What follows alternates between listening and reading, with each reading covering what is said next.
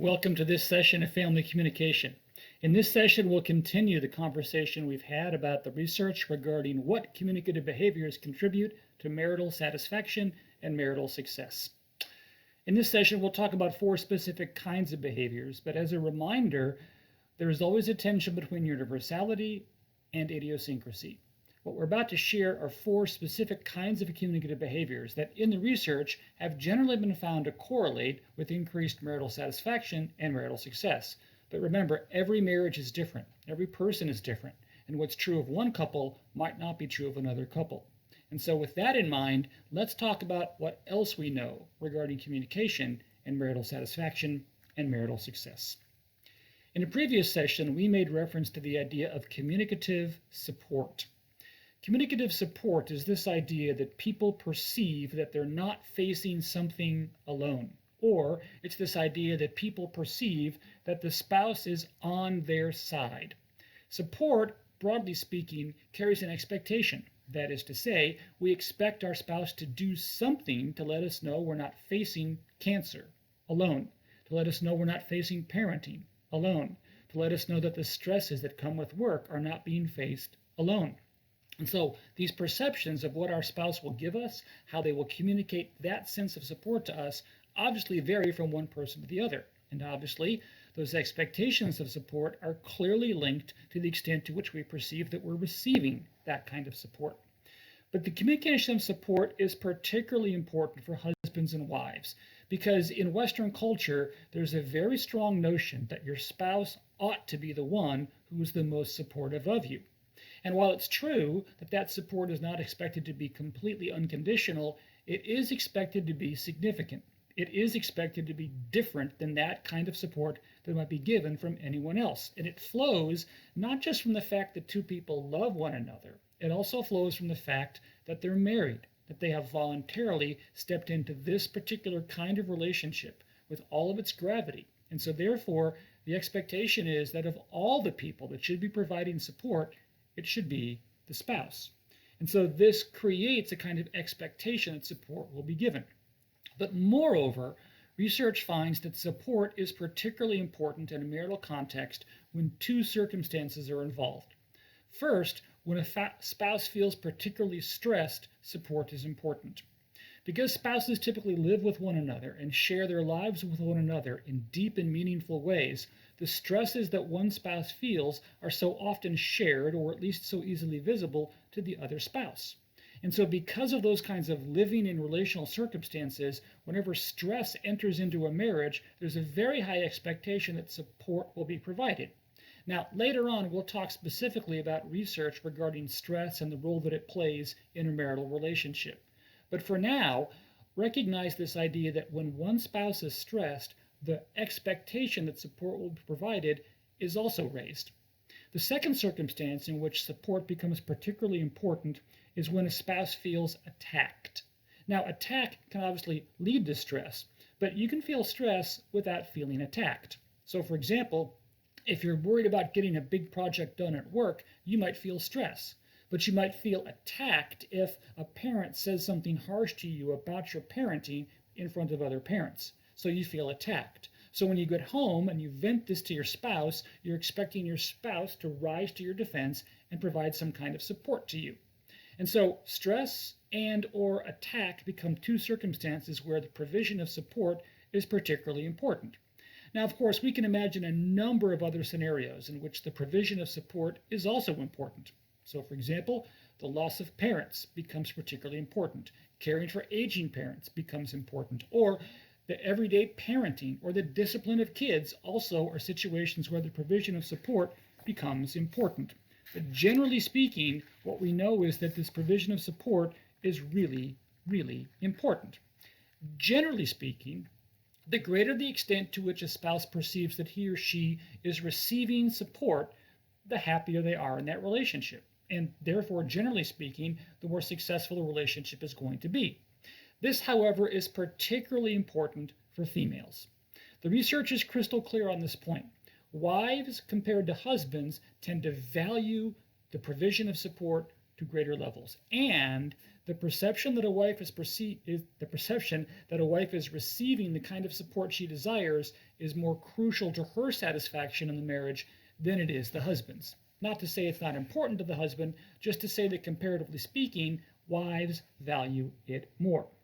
Now, as I said a moment ago, the provision of support and whether we think we're getting that support is dependent significantly upon our expectations of that support. What we find is that people tend to have two different types of expectations when it comes to the provision of support. First are what are called global expectations. What that means is that a spouse will expect in almost any circumstance that the husband or the wife will provide this kind of support. So, for example, I said earlier that oftentimes support has to do with whether or not you feel like your spouse is on your side. So regardless of what gives rise to the situation, a global kind of expectation is that your spouse will always have a positive word to say, or the spouse will always point out something that you've done well, even if in fact there are other things you've not done well. And so it doesn't matter whether you're talking about the stress of getting the project done at work or whether you're a good parent, there's an expectation globally that your spouse will say something or do something to support you. On the other hand, there are also what we would call situational or specific support expectations. Situational support expectations are obviously related to particular context, to a particular set of facts. In this situation, I expect support. So, for example, in a previous session, I mentioned this notion that a spouse might feel caught in the middle between the spouse and the biological parents. In that particular situation, there might be an expectation of a particular kind of support. So, for example, I know some couples that believe that the spouse should always side with the spouse and never side with the parent. Now, we can criticize whether that's a good or bad thing, but the point is that's laying out a particular situation. In conflicts between spouse and in-law, the expectation is that spouse will always be supported. So in that situation, there's an expectation that support will be provided, and more narrowly, that a particular kind of support will be provided. In this case, it might be that the wife expects the husband to have a conversation with his mother about things, or it might be that the wife expects the husband to deal with it without having to bring it back to the spouse for her attention. Regardless, she has in her mind some expectation in this situation of what support will look like. Now, obviously, that raises the question of, well, how is support communicated, and what counts as support?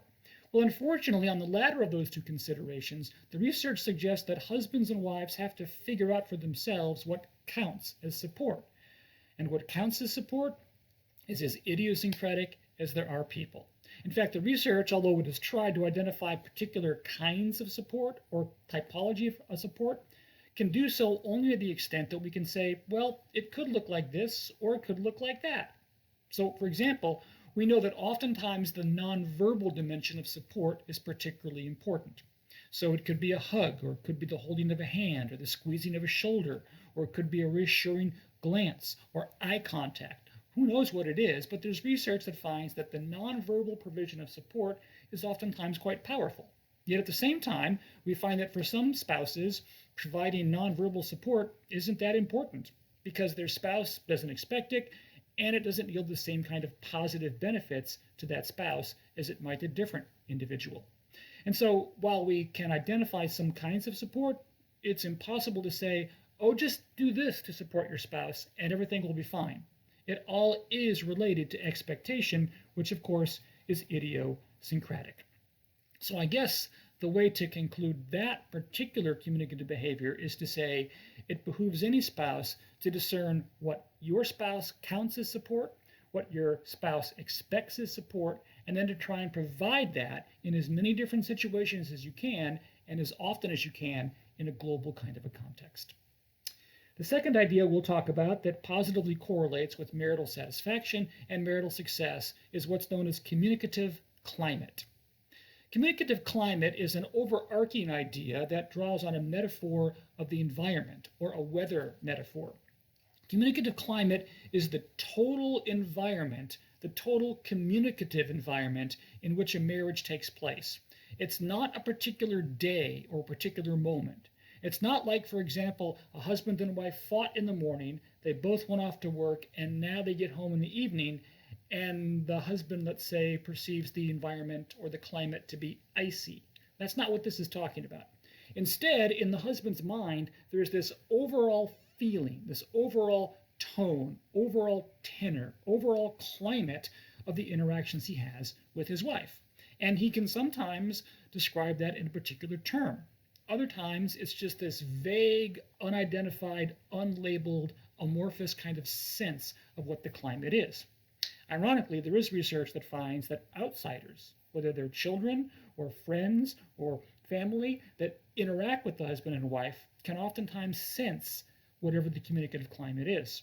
If you've heard the phrase, it's like walking on eggshells, then you understand what a climate is. And you also understand how for people on the outside who happen to come into a home where there is a little bit of awkwardness and tension between a husband and wife, the visitor to the home can feel that. That's the reality of communicative climate. And as you might imagine, much research has found a positive correlation such that the more positive the communicative climate, the more satisfied people are in the marriage and the more successful the marriage tends to be. Or to put it differently, to the extent you're able to create a positive communicative climate, the chances are much better you're going to be happy in your marriage. Now, one of the things we understand about this is that the communicative climate between a husband and wife is established well before they're actually married.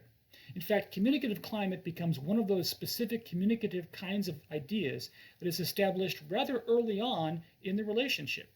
Not necessarily in the early dating relationship, but by the time most couples are engaged, and certainly by the end of the first year of their marriage, a communicative climate has been very clearly, very well established. And, as you might imagine, it's rather challenging to try and establish a different type of communicative climate. Now, it's not quite as simple as saying, what kind of climate would you like to have?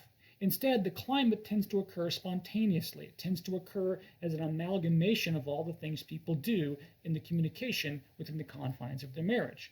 But that said, there are specific things people can do to create more of a communicative climate. So, for example, thinking before you speak oftentimes results in a more positive kind of a comment as opposed to a negative kind of a comment.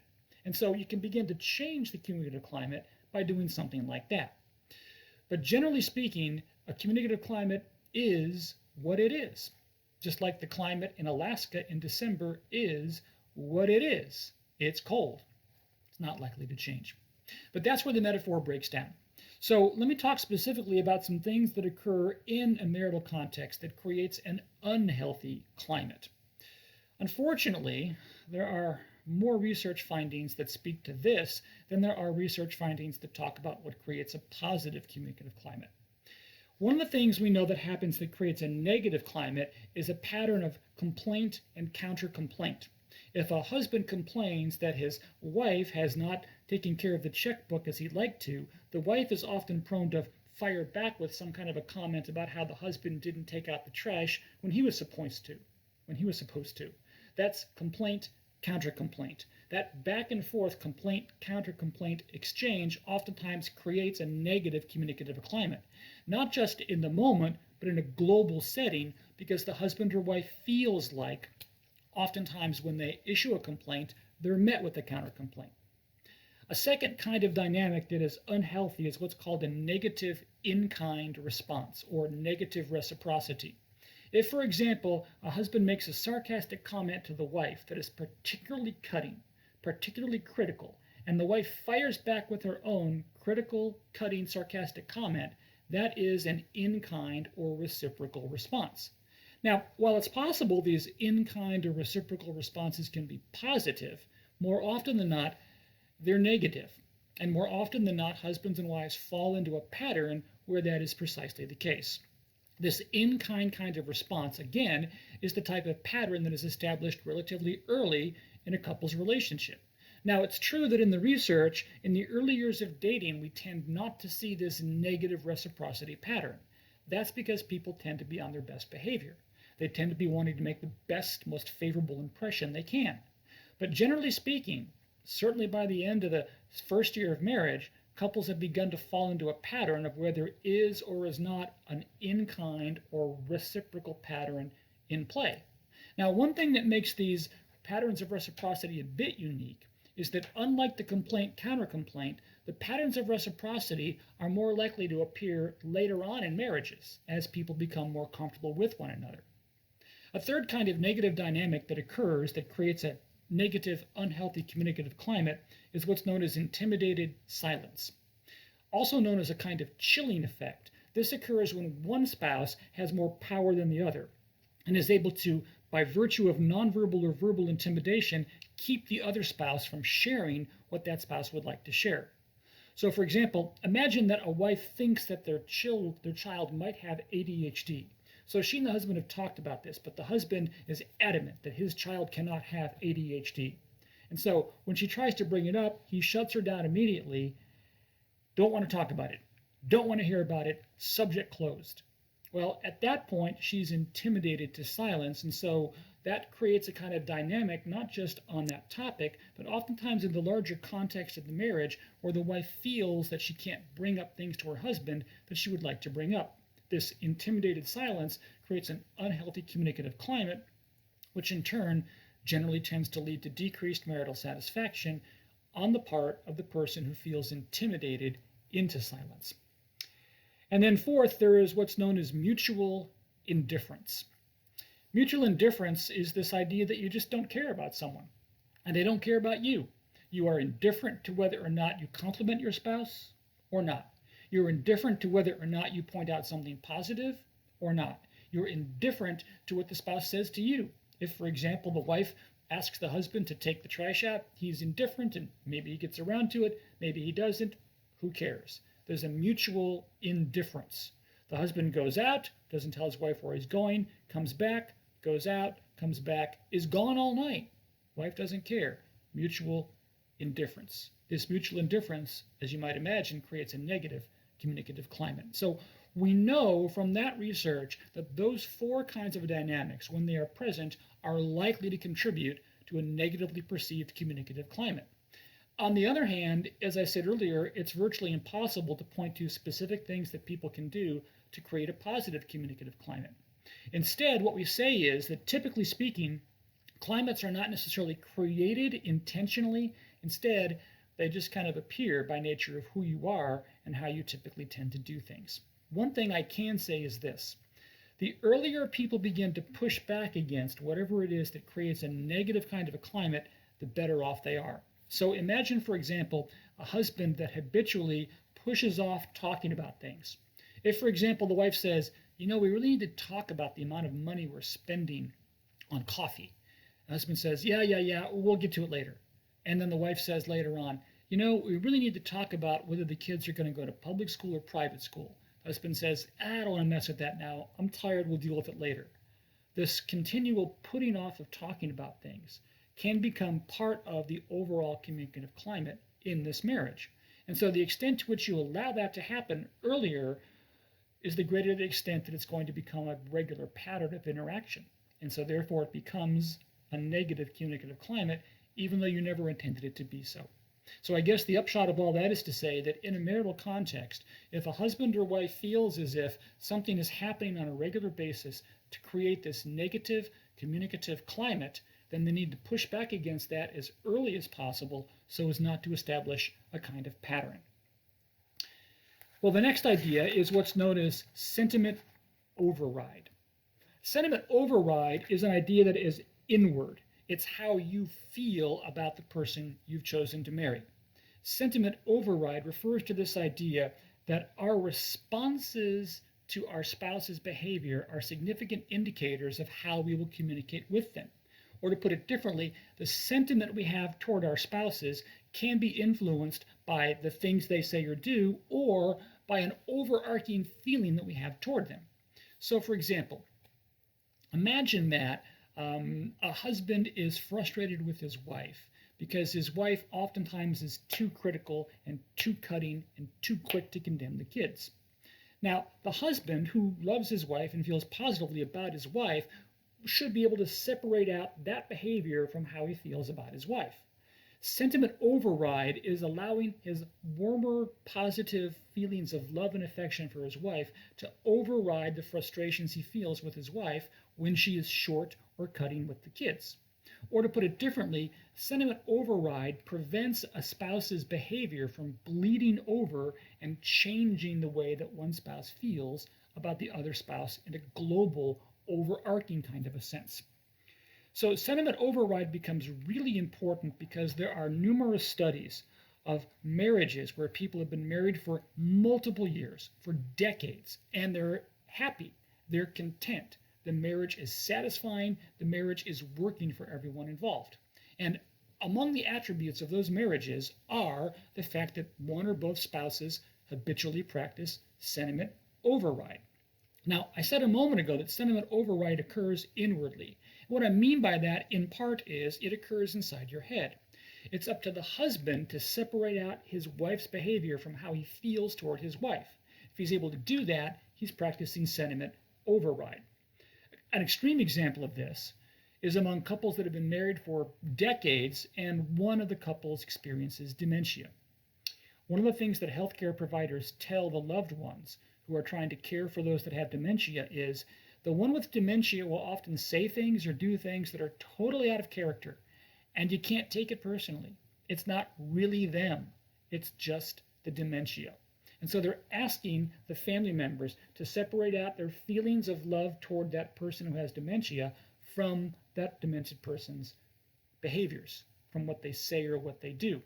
So in a sense, there are unique, very narrow contexts in which sentiment override is something that we can identify with. The key, of course, to the kind of sentiment override we are talking about is a more global, overarching, throughout the marriage kind of a sentiment override. Now, ironically, we find that females are oftentimes better able to do this than our males. In fact, there's a significant amount of research that finds that, comparatively speaking, wives are better able to practice this sentiment override than our husbands. And a lot of that has to do with the way that husbands and wives see the behaviors in which they are involved. But for now, just hang on to this idea that for wives, it's easier for them to do the sentiment override thing. Now, that becomes important because one of the things we find is that this sentiment override oftentimes can be taken advantage of. It's kind of the flip side of the coin. Though it's true that wives tend to practice sentiment override more so than husbands. And it's true that sentiment override is an important factor in the success of long-term marriages. The reality is that oftentimes the flip side of that coin is such that when wives practice the sentiment override, they're prone to building up resentment and frustration. And it's also fair to say that in the research, there's a need to have wisdom to discern when to practice sentiment override and when not to. Ironically, as Christians, we ought to be really good at practicing sentiment override. Christians oftentimes say things like, love the sinner, but hate the sin. And so that kind of a saying is implying that there's a separation between behavior and person. The problem with sentiment override is that it's sometimes very difficult to practice. This is a good place to stop and say this.